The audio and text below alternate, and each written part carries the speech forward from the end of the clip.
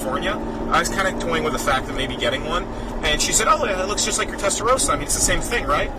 And I'm like, "What do you mean it's the same thing? They look nothing alike." And she said, "Well, no. I mean, they're both sparse in buttons, and it's just a newer version." And now listen, I mean, to say that a Ferrari California is a newer version of a 1991 Ferrari Testarossa, I don't even know how that's in the realm of anything logical. But I knew that people thought that way. But on the road, I mean, I guess most people don't. Most people still see, even if you don't have a lot to do with cars and you don't really know what cars are, you know, what this is, or what the new model's coming out, or what's the difference between a Targa and what's the difference between this and that. Like, you still do have, okay, and that's the Montage Hotel, really nice hotel. This over here is Mastro's Steakhouse, which you've seen like a bunch of TV shows, and it's by far the best steak in town, like by far. The Palm, also very famous. There's the Palm. So they actually moved it here. But what was I saying? Oh yeah. So I think that what happens is that people do notice it, and then that's the problem. So I thought, okay, you know, everybody says, oh well, what is it like? What is it like to drive? You know, what is it like to drive all the time? You know, on the road, and I said, you know, kind of what I'm telling you guys, but nobody actually really experiences it with me. Unless you're sitting there, you don't experience what it's like to do this. You don't hear that engine, which I know I've been talking the whole time. I'll probably stop soon, and then I don't know, maybe won't talk for a while. I'm really not sure what I'm going to do with this channel, honestly, if I'm going to do anything. I haven't decided. Like, maybe you guys write comments, oh, take it here, take it there, and that's what I'll do. I don't know.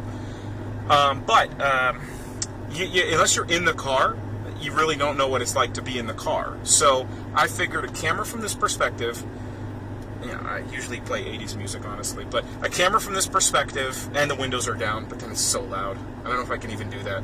I might just be way too loud. I'm going to do that. I'm going to go up the street and do that and just see what happens. And then I'll roll them up again. I thought it would be fun. I thought it would be really fun, a really fun experience, because I know there are other channels, like there's Doug. Doug does all those like in-depth car analysis things. Oh, this button does that, that button does that. I am fascinated by that. I love that, because I had a few cars, and there's always these like little special things that nobody really knows about that the car does. You know, this button does that, or that button does that. And it's always fun to learn, because then you really feel like, hey, you know, like if I owned the car, I would know all these things. So this video is kind of like, or my channel is kind of like, well, if you drove this car, what would it be like? I mean, I just got back from Palm Springs. That was a lot of fun.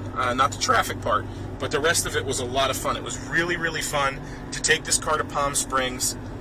Man, I mean, you know, that's what the car is. It's a GT, right? So it's meant for that type of stuff. But I've driven a lot of cars, and I'm gonna rag on 911s. I've had 911s, and driving a 911 to Palm Springs, yeah, it's fun. Yeah, okay. And like, you know what? Here's the thing.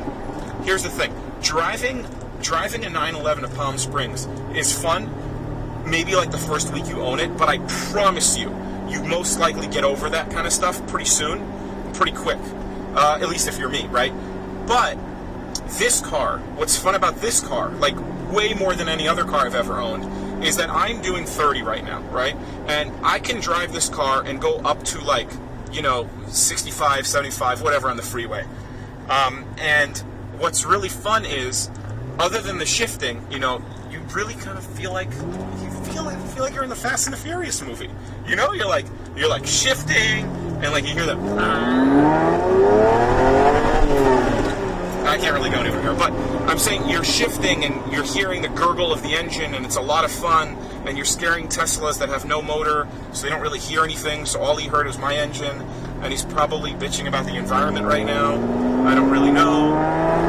You know, so I'm saying that's the fun that you have in this car, where from 0 to 70, or 0 to 80, let's say, I mean, if I said 0 to 120, it'd be a little bit of an exaggeration, but I would say like 0 to, no, I've gone that fast. I'd say 0 to 90, but like really 0 to 70 is so much fun. So much fun. The shifting and the sound, and it's like, it's heavy, you know, like I said, there's no power steering, so you feel everything. It's a lot of fun. So, you know, owning this car, Although it has to warm up. I'll get into that too, but owning this car and having to take it for an errand, is a lot of fun. It's a lot of fun. And I do, like I said, I do everything in this car, so yeah, McDonald's drive-thru. I might do that. McDonald's drive-thru in this car is fun. And, the other thing that's really fun is really like, I like people to enjoy the car and see the car and say, I like this, people smile, they give you a thumbs up, you give it back to them. Let me tell you another story, since we're talking. So I had a Gullwing, a newer one, and I was driving down the 405 freeway, and another guy had one of those older Gullwings, like a really nice looking old one. And I'm right behind him, and we're like behind each other for maybe like an hour of traffic, because it wasn't like 4 miles, but it was an hour in LA. So we met up, we actually stopped at the same gas station. And I pulled in, like I was a few cars behind him, so you didn't really see my car.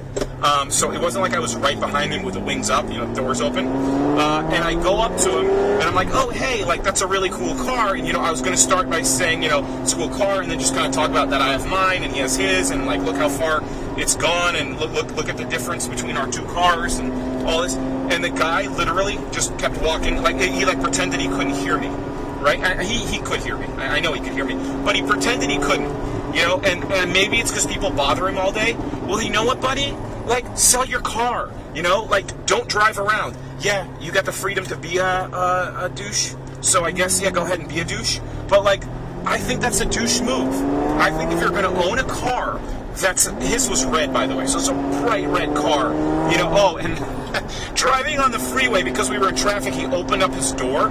And I can only assume he was driving with his door open for some circulation, because either the windows don't work, they hardly work, they're really small, AC definitely doesn't work if it exists, right? So I get why he had his door open, but understand that this guy was driving down the freeway, 5 miles an hour, 10 miles an hour, right?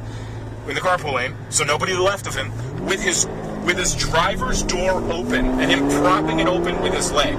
Like, he put his leg on the side here and propped open his door. Okay, I guess, yeah, that's one way to get attention in that car. I don't know that there is a better way to get attention in that car. So, if you're going to be that guy, respect motorcycles, always.